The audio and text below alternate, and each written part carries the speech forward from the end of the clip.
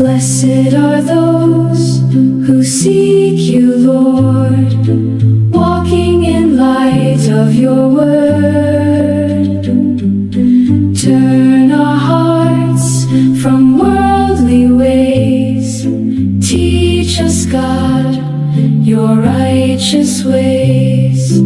Open our eyes that we may see wonders revealed in your word.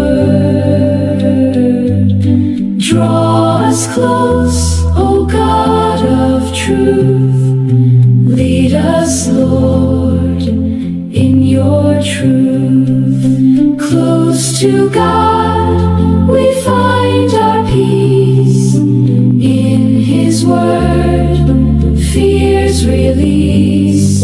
Together now we seek his face, feeding our souls on his word.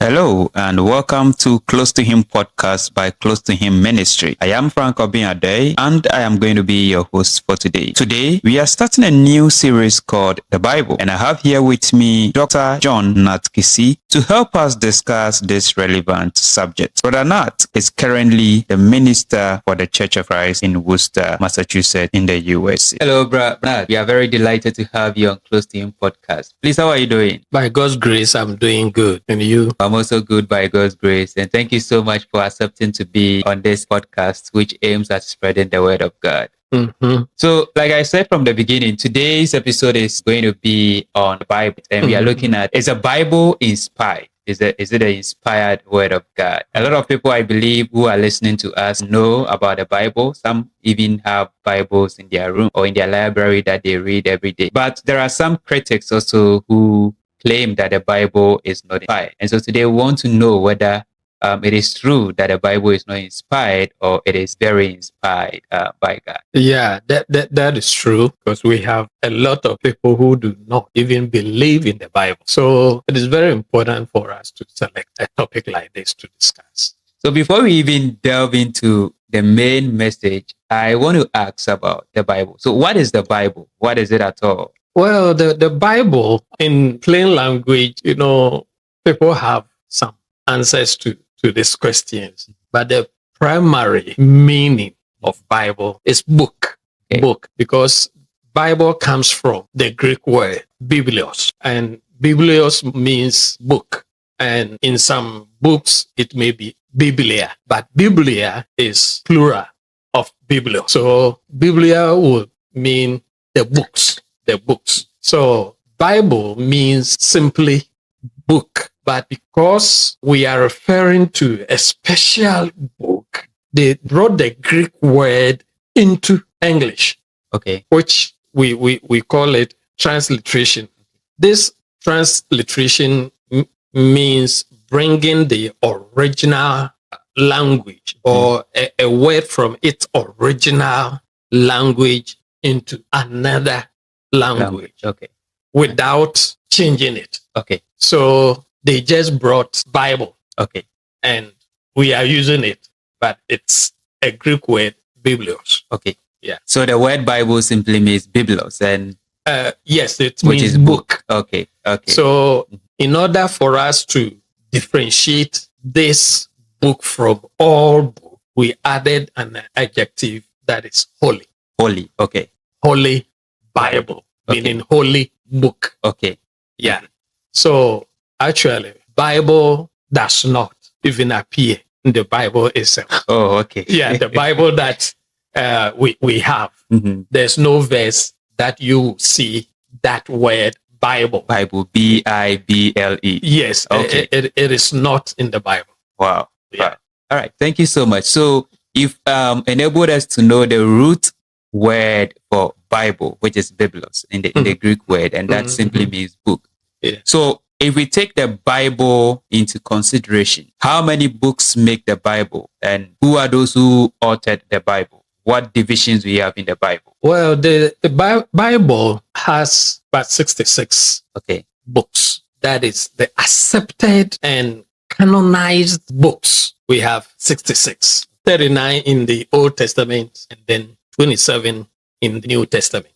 Okay. Yeah. So a total 66 66. books. Okay. But there are other books that we Christians and scholars do not accept as a canonized book or inspired. Okay. Yeah. Okay. So you've used the word canonize over here, and I believe it is going to be one of the episodes that we are going to have, one of the topics that we're going to discuss, canonization Yeah. of the Bible. And so listeners, if you are listening, you know, we've mentioned canonization. Just bear in mind that going forward in our series, we are going to have an entire session on this for you to understand that.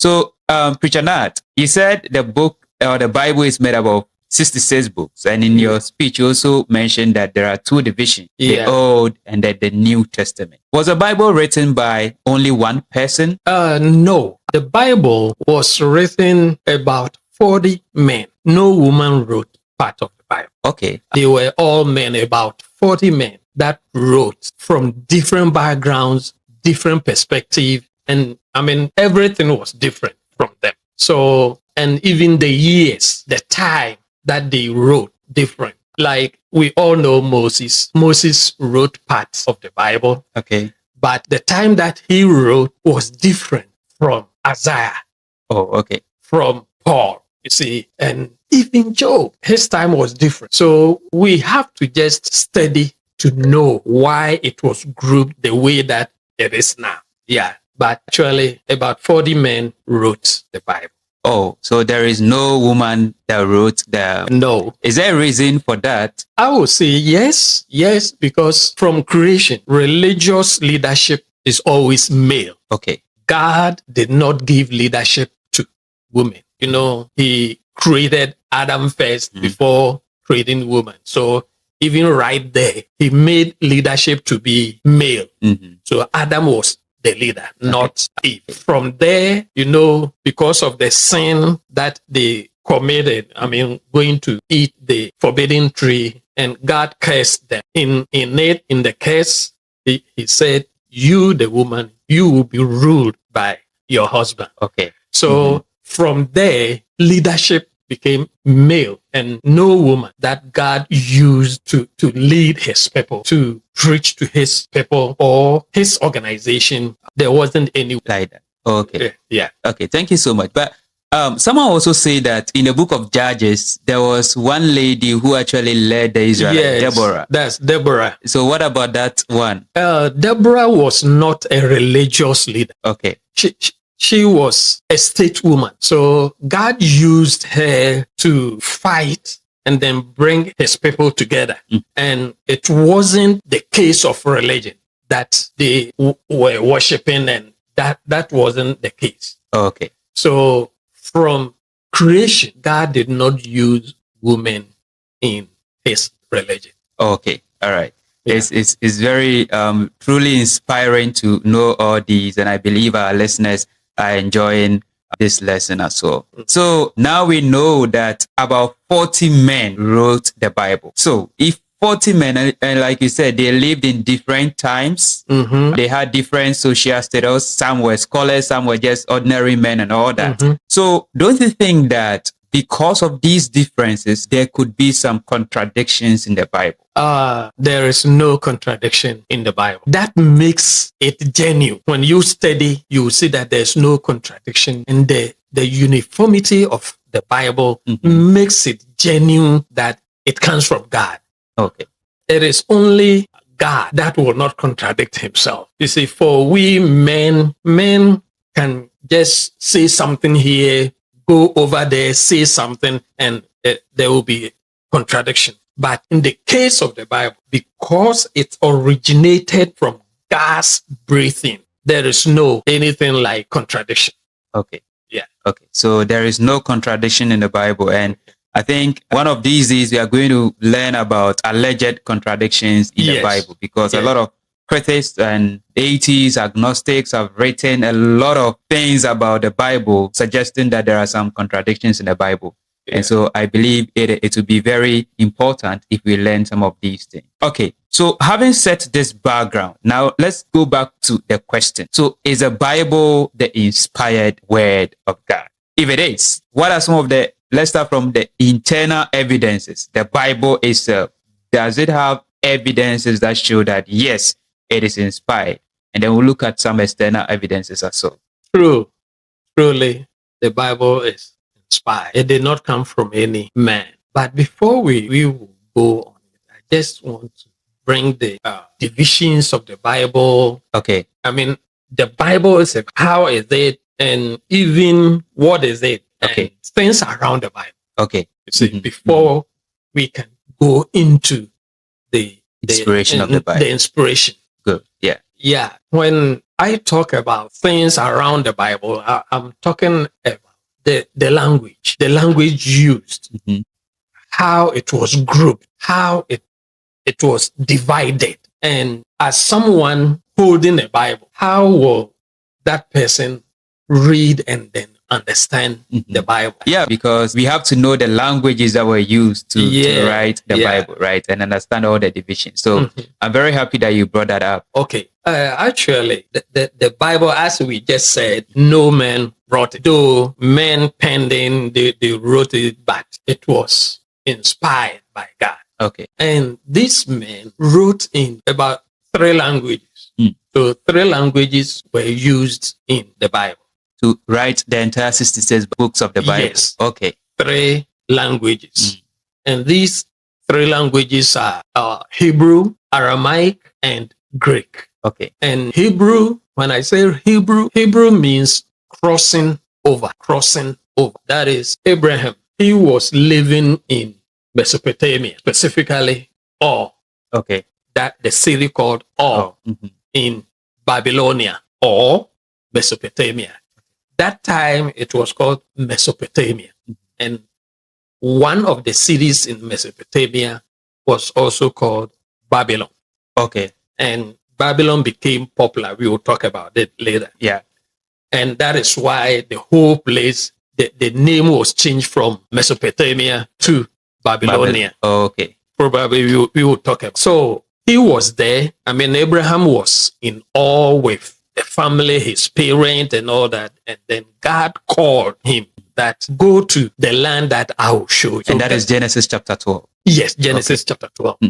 So God did not tell him, go to the east, go to the west. I mean, he just go. So he went, and there was a river in Ur. That river is Euphrates. Okay. You see, we have Euphrates and then Tigris. Tigris. Yeah. And in the middle of these 2 cities, land that we call Mesopotamia. Oh, okay. So Mesopotamia is a land between 2 rivers. That's the meaning. A land between 2 rivers. That is Mesopotamia. Mesopotamia. Okay. And they use that for that area.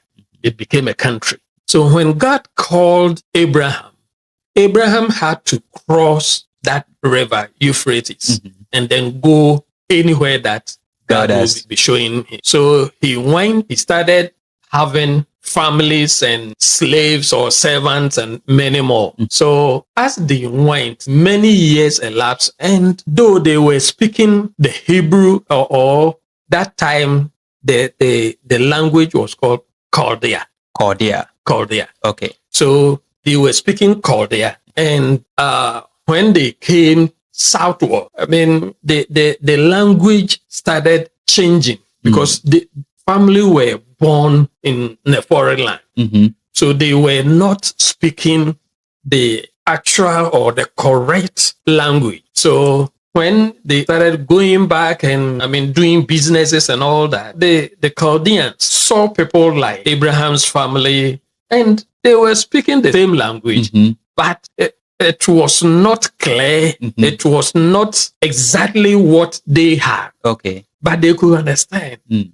So they just said, who are these people? And then as explanation went, they called them, Hebrew. That means those people who have crossed The over river Euphrates. the river Euphrates Oh, and okay. gone. Mm-hmm. That is why the name Hebrew came to stand. So it means crossover. So And it's one of the languages that was used to write the used Bible.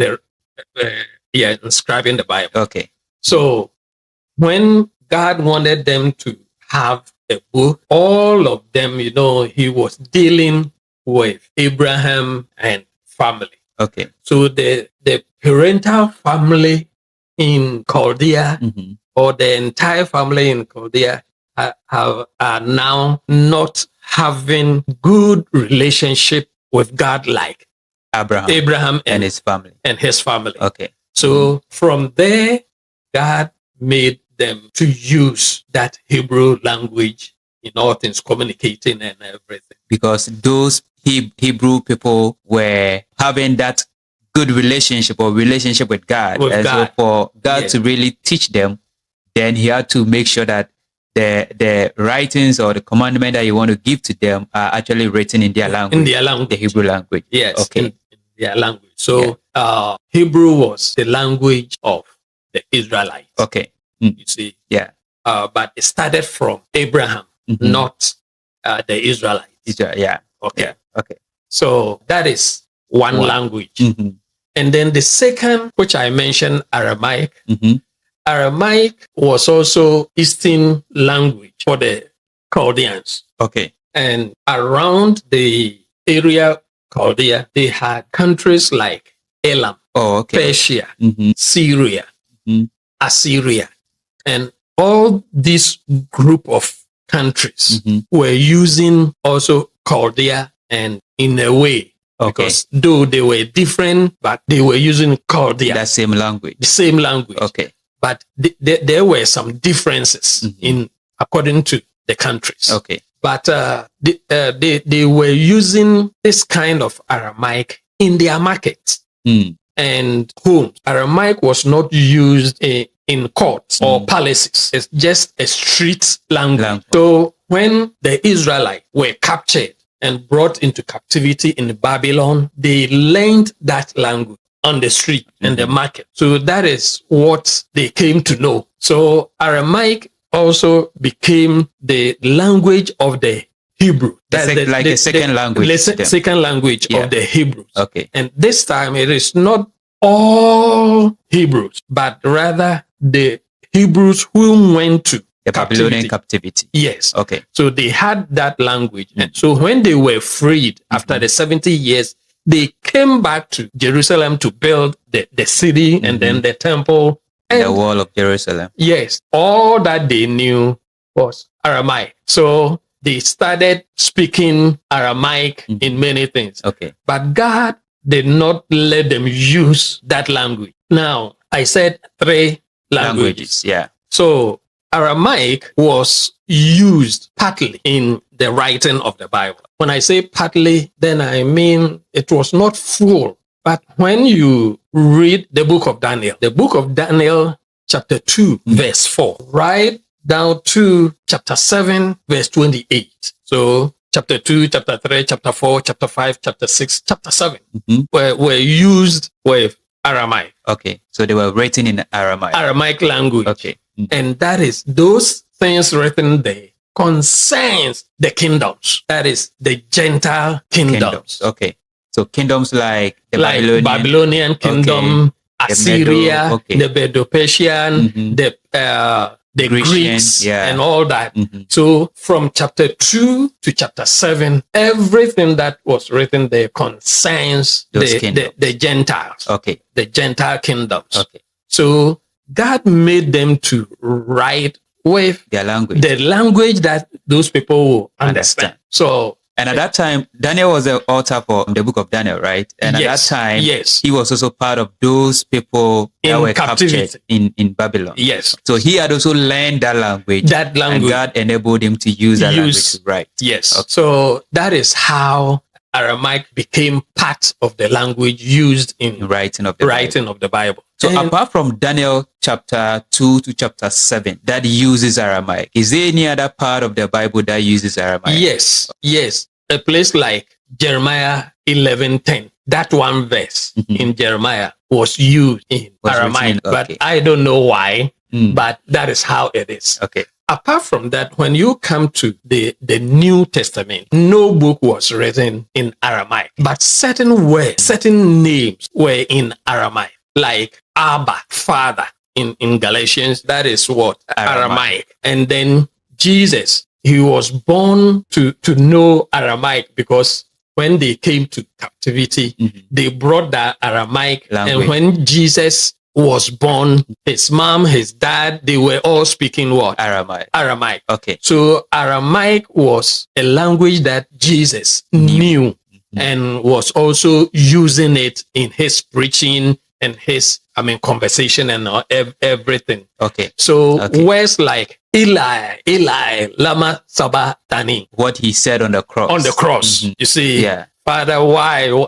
have you forsaken me? That phrase was in Aramaic. So Aramaic can be found in the New Testament just by names and some phrases, but no book in the New Testament was fully written In Aramaic. in Aramaic. Okay. Okay. So All right. that is how we can say about it. But with all this, there are a lot of questions that people will be asking. That, okay, why is it that we have different Bibles or we have different translations and all that? Yeah. But So- before we even get there, you said 3 languages were used to write the Bible. So the Hebrew, you've spoken about the Hebrew, and then the Aramaic. And then the Yes. third one is Greek. Greek. Right. So, That is the New Testament.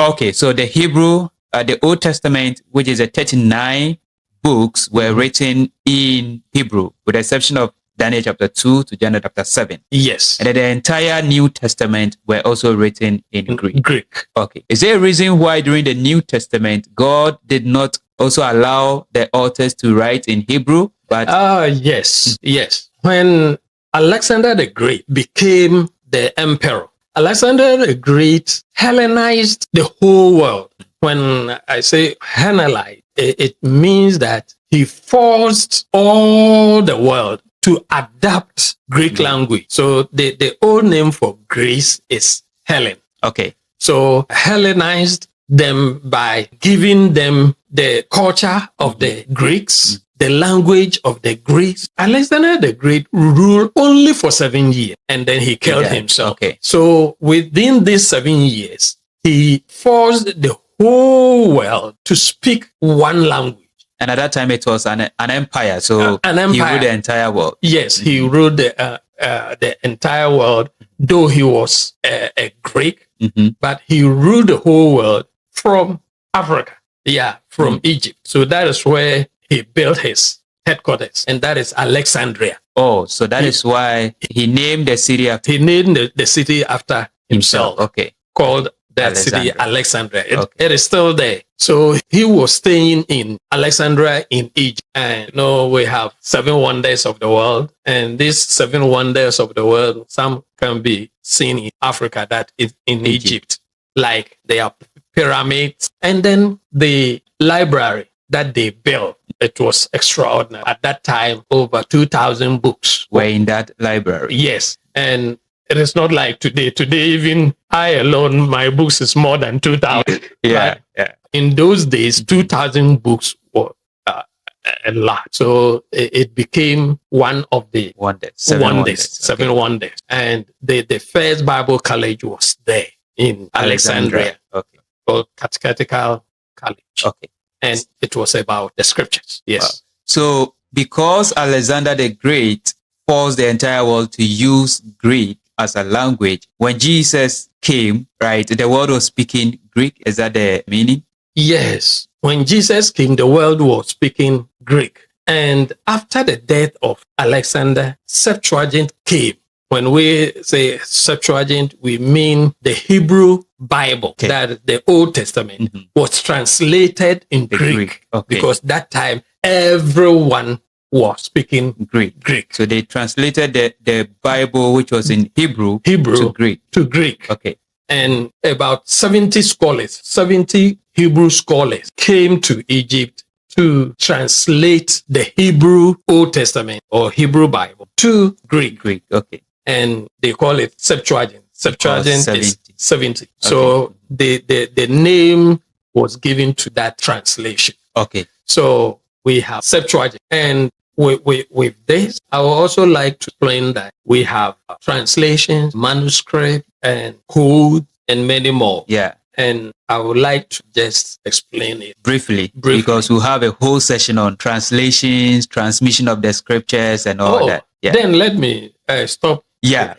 So stop that. and then have a whole session on that, right? Yes. Yeah. Yes. So now we know that the Bible was written in 3 languages: Hebrew, Aramaic, Yes. and then Greek. Right. Yes. Okay. Yes. So now can we talk about the inspiration of the Bible since we have set this foundation? Okay. Is the Bible inspired, and does the Bible have internal evidences that shows that indeed it is from God? It is inspired from God.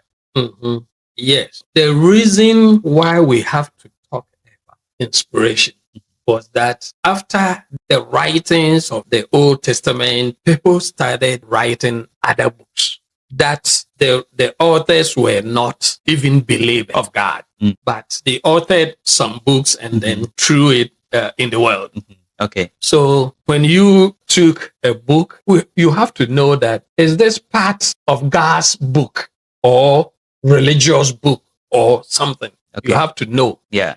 And people wrote certain things that, of course, were not authentic. See, were not authentic. So we have to know the authentic ones. And that is why we started searching for the inspiration of the Bible. But what is inspiration at all? What is it? Yes, that's what I'm coming. When we say inspiration, it comes from a Greek word meaning to breathe into, meaning that God breathed into the writers. Okay. The writers were human beings like us, like Moses, Job, and many more, as we all know. Yeah. And how can we trust these people? How can we know that God used them? So what scholars have to do, see, they wrote the books in such a way that the books were not having chapters and verses like we have today. It wasn't like that. Oh, so everything was together.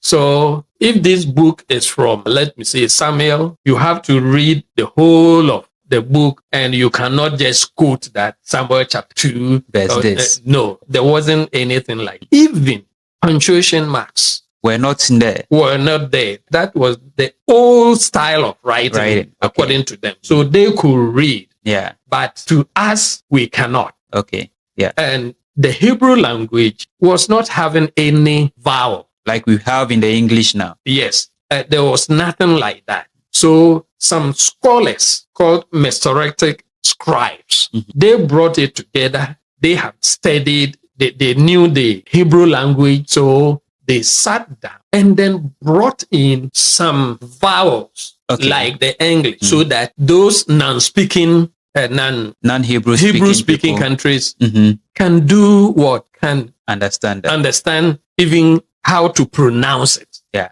So let me use the commonest, like Yahweh.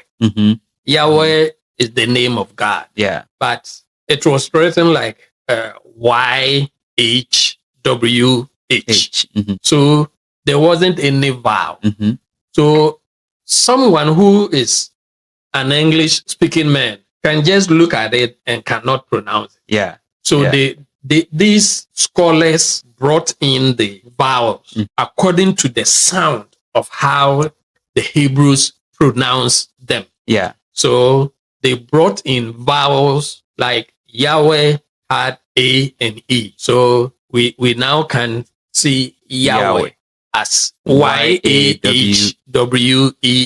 Yeah. You see, so they did that for us, for those of us who are not Hebrew speaking people who will know how to read, pronounce them, and then understand. Yeah. So that is how we have the Bible today, like having chapters, books, chapters, and verses. Yeah. Those scholars divided them into contexts. Okay. So that the contexts will let us know where to read to, and then know the meaning and many more. Yeah. So that is how this book came.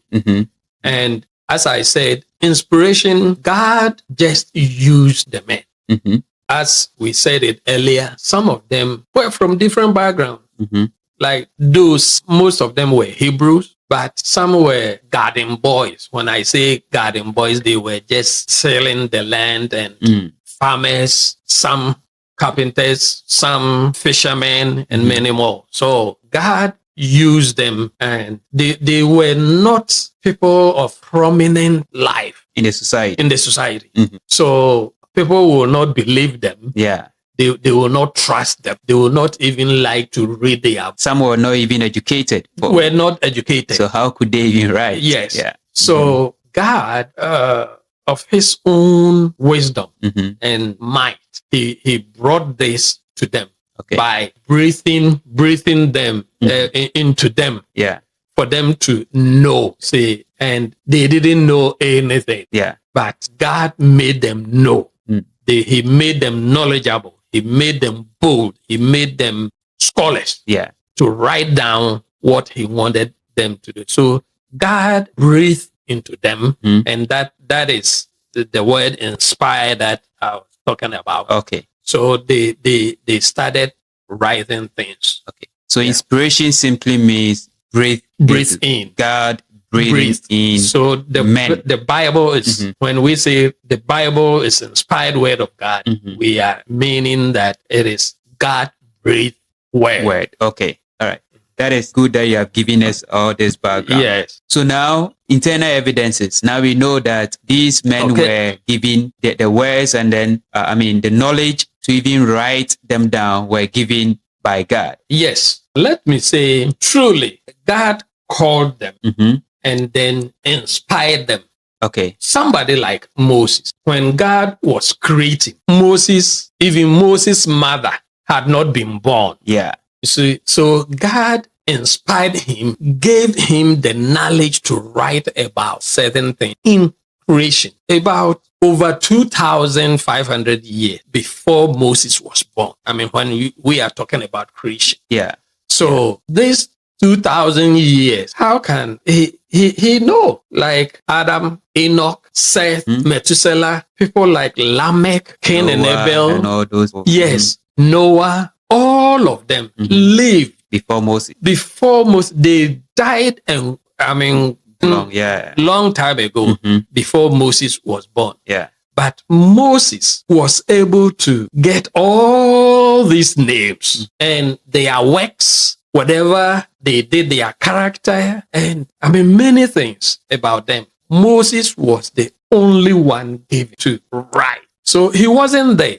Yeah. How can he get the creation story? How can he get the story about Noah, Mhm. the story about Abraham? His mother had not even been born. How can he know all this? It is only God that can do that. Yeah. So God inspired him. That is, he breathed that knowledge into him for him to know and then write it down. So in Exodus 20, God said, write. See, write it. So he started writing, and we cannot say that it was from him. It was not from Moses, but God inspired Him to write those him down. to write those things down. Okay. And that is why even we today know our beginning. Yeah. Without that, no one would have known that there is a God who created, who did this, who that, and even people lived on this earth with that many years. Yeah. So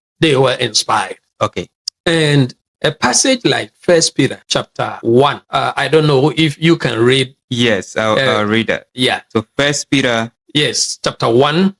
Second Peter chapter 1, Okay. verse 19, 21. Yeah, and I'm reading from the New King James Version. It says that, and so we have the prophetic word confirmed, which you do well to heed as a light that shines in the dark place, until the day dawns and the morning star rises in your heart. Knowing this first, that no prophecy of Scripture is of any private interpretation, for prophecy never came by the will of man, but holy men of God spoke as they were moved by the Holy Spirit. Okay. As they were moved by the Holy Spirit. So God breathed in his spirit unto them, these men, these prophets, to write things down and also to know certain things, because they were just common human beings like us. We cannot know the future, and even back eternally, we cannot know. But in Moses, God breathed into him, inspired him to know and then to write them. Okay.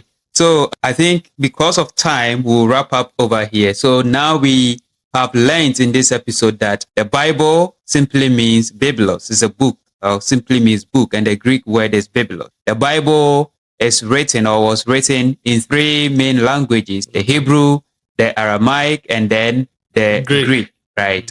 And then we've also learned about some of the 40 men who wrote the Bible. And these 40 men did not write out of their own capacity, but they were inspired by God to write them down. And we are now beginning to look at the claims that the Bible gives internally to show that indeed the Bible itself is inspired by God. And we just read 2 Peter chapter 1, verse 19 to 21. And so to end this episode, do you have any few words to add about what we've said before we end this episode? And next week, we will continue to look at more examples of internal evidences for the inspiration of the Bible. Yeah, the few things that I will say is that truly the Bible comes from God. And I will urge everyone to trust the Bible, to read the Bible, to study the Bible, to get a glimpse of what it teaches. If we will